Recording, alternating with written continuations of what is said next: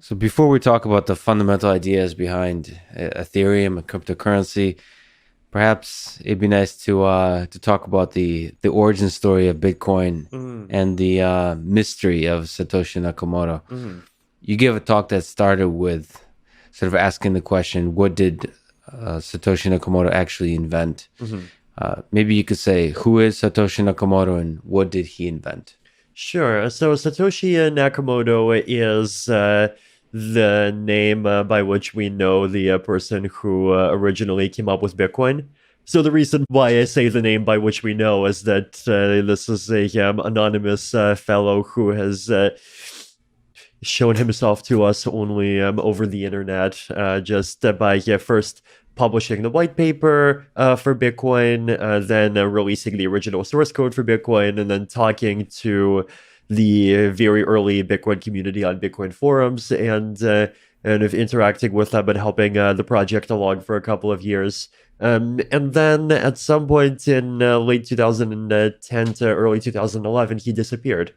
So Bitcoin is a fairly unique project in how it has this kind of mythical, kind of quasi-godlike founder who just kind of popped in, did the thing, and kind of disappeared, and we've somehow just never heard from him again. So in 2008 so the white paper was the first. Do you know if the Yes, white paper was the first time the name will actually appear, Satoshi I Nakamoto? believe so.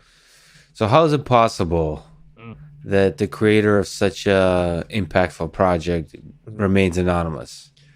That's a tough question, and There's no similarity to it in history of technology as far as I'm aware. yeah. So one possibility is that it's Hal Finney, because Hal Finney was kind of also active in the Bitcoin community, and as Hal Finney in those beginning years, and Hal, Who of is Hal course. Finney, maybe you could say? He is one of the people in the end of early cypherpunk community. He was So he's a computer scientist, just yeah, one of the computer scientists, cryptographers, people interested in like technology, internet freedom, like those kinds of topics. Was it correct that I read that he seemed to have been involved in either the earliest or the first transaction of Bitcoin? Yes. The first transaction of Bitcoin was between Satoshi and Hal Finney. Do you think he knew who Satoshi was? If he If he was wasn't Satoshi, Satoshi, probably no. how is it possible to work so closely with people and nevertheless not know anything about their fundamental identity? Is this like a natural sort of characteristic of the internet? Hmm. Like if we were to think about it, because you and I just met now, Mm-hmm. there's a depth of knowledge that we now have about each other that's like physical. Like This my is true. vision system is able to recognize you. I Mm-hmm. can also verify your identity of uniqueness. Like Yeah. this, That's like it's very hard to fake you being you. So yes. the internet, the internet has a fundamentally different quality to it, which is just fascinating. Can you maybe Yeah, no, this talk to is that? definitely interesting as I definitely just know a lot of people just by their internet handles. Yeah. And like, to me, when I think of them, like I see their internet handles, and one of them has a kind of profile picture as this kind of face that's kind of not quite human with a bunch of kind of psychedelic colors in it. And when I visualize him, like I just visualize that. That, not an actual face. Yeah. You are the creator of the second, well, at least currently the second most popular cryptocurrency, Mhm. Ethereum. So on this topic, if we just stick on Satoshi Nakamoto for a little bit longer, Mhm. you may be the most qualified person to speak to the psychology of this anonymity that we're talking about. Mhm. Like your identity is known, like Yes. I've just verified it, but from your perspective, what are the benefits in creating a cryptocurrency and then remaining anonymous? Like if it can psychoanalyze Mhm. Satoshi Nakamoto, is there something interesting there? Or is it It just a def peculiar quirk of him? it definitely helps create this kind of image of this kind of neutral thing that doesn't belong to anyone. That you created a Okay. project, And because you're anonymous and because you also have disappear, or as unfortunately happened to Halfini, if that is him, he ended up, I think, dying of Lou Gehrig's disease, and he's in a cryogenic freezer now.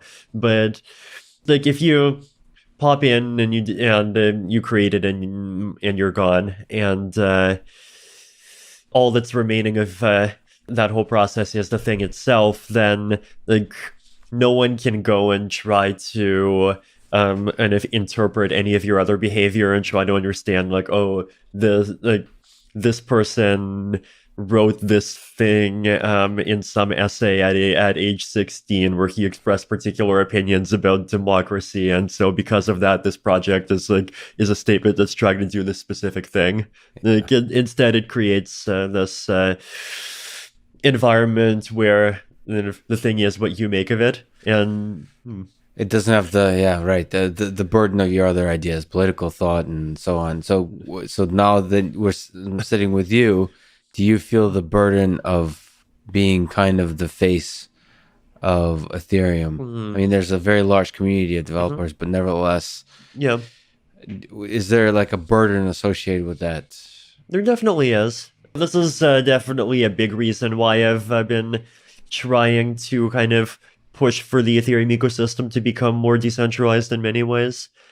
Just encouraging a lot of kind of core Ethereum work to happen outside of the Ethereum Foundation, and of expanding the number of people that are making different kinds of decisions, having kind of multiple software implementations instead of one, and all of these things. Like, there's a lot of things that I've tried to do to and remove myself as a single point of failure, because that is something that a lot of people criticize me for. So if you look at like the most fundamentally successful open source projects, it seems that it's like a sad reality when I think about it, is it seems to be that one person is a crucial contributor. Often, if you look at Linus for Linux, for the kernel.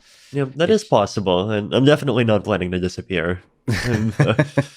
That's an interesting tension that projects like this kind of desire a single entity, and yet they're fundamentally distributed.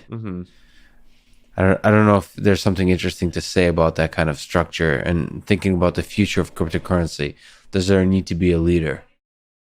There's different kinds of leaders.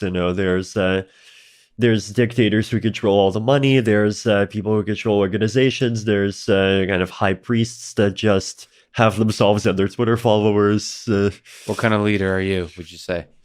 Yeah, these days, actually, a bit more in the high priest direction than before. Yeah, like, I definitely actually don't do all that much of kind of going around and like ordering Ethereum Foundation people to do things because I think those things are important.